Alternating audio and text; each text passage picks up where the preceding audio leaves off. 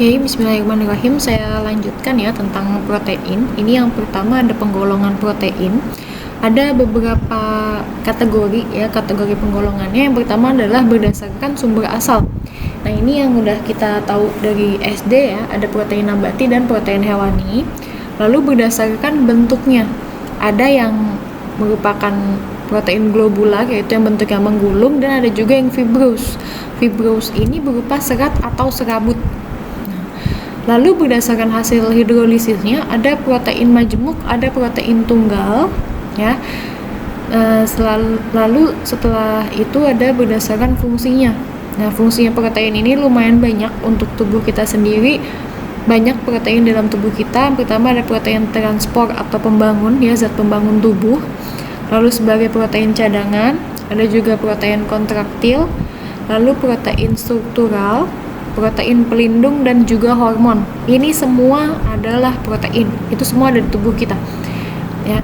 Lalu kategori yang terakhir adalah berdasarkan gugus alkil pada rantai protein. Ini ada alfa keratin, ada beta keratin, dan kolagen. Oke, selanjutnya ya. Kita masuk ke identifikasi protein. Jadi reaksi identifikasi protein ini sama seperti reaksi identifikasi karbohidrat.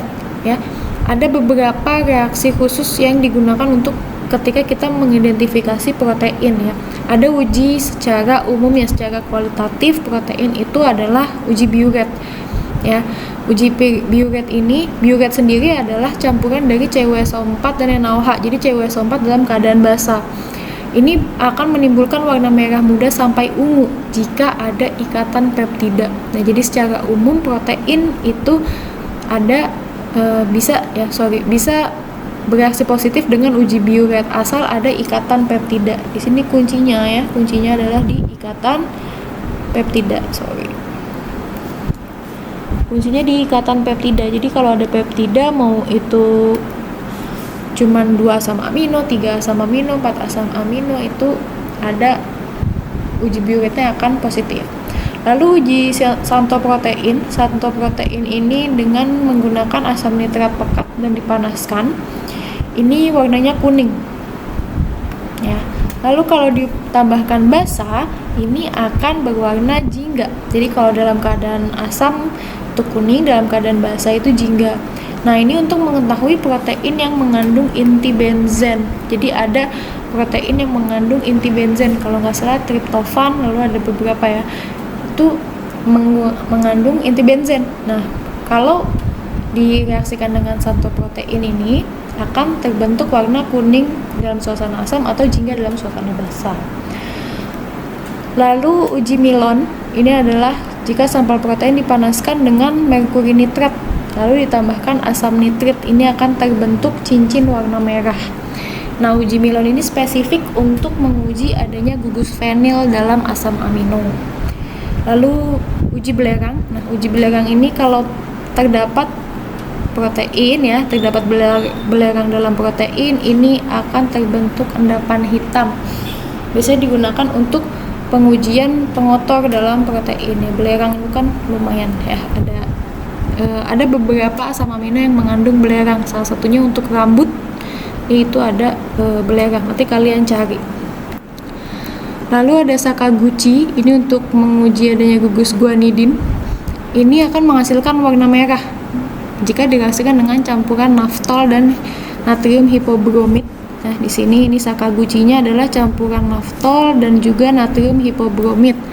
Ini reaksi positifnya adalah warna merah. Ini dilakukan untuk menguji adanya gugus guanidin. Guanidin itu di DNA ya. Itu ada yang G, guanidin. Lalu ada uji Hopkins-Kolb, ini untuk mengetahui adanya gugus indol dalam protein. Ya, Hopkins-Kolb ini kalau dicampur dengan asam sulfat perlahan-lahan, campurannya akan membentuk lapisan protein sehingga terjadi cincin antara dua lapisan. Ya, ini kalau ada sampel protein yang ditetesi dengan reaksi Hopkins-Kolb lalu ditambahkan asam sulfat pelan-pelan. Lalu uji ninhidrin. Nah, uji ninhidrin ini menggunakan pereaksi ninhidrin akan terbentuk senyawa kompleks, warnanya itu biru sampai dengan ungu. Nah, ini untuk menguji adanya gugus NH2. bebas dengan anhidrin ya. Nah, selanjutnya adalah denaturasi protein. Jadi denaturasi protein dapat terjadi karena perlakuan berikut. Yang pertama adalah adanya garam ya, NaCl. Sampel protein seperti albumin yang dicampur dengan larutan garam akan mengalami salting out. Nah, ini menyebabkan rusaknya ikatan peptida yang dimiliki oleh albumin oleh larutan garam. Jadi efek salting out ini adalah ketika dalam suatu sampel ya dimasukkan garam, yang akan larut dalam air itu adalah garamnya, sedangkan yang lain pasti akan mengendap ya, karena NaCl larut sangat baik dalam air tuh. Ini namanya efek salting out. Lalu ketika protein dipanaskan ya, ini bisa juga mengacaukan ikatan hidrogen dan interaksi hidrofobik nonpolar pada molekul protein.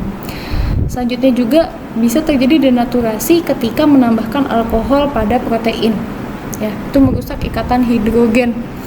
Nah, sebenarnya denaturasi ini bukannya selalu buruk gitu, kita juga perlu denaturasi. Kenapa? Karena kita ketika makan ya, makanan kita kan harus dimasak. Kenapa harus dimasak? Karena misalnya putih telur itu albumin ya, protein.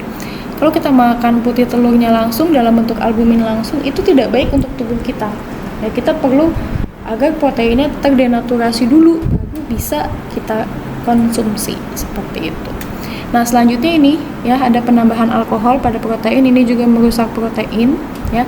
Ini juga berlaku mengapa akhirnya kita tidak boleh minum atau mengonsumsi alkohol ya. Kenapa akhirnya khamar itu haram? Karena dapat merusak ikatan hidrogen pada protein, sedangkan tubuh kita adalah sebagian besar ini terbentuk dari protein ya. Jadi kalau misalnya masuk alkohol ini dalam kadar yang di atas batas ya, di atas batasnya sekian itu, di atas itu, nah itu akan berpengaruh untuk tubuh kita gitu, merusak protein-proteinnya dan juga pasti merusak hati gitu, karena kerja hati akan menjadi besar.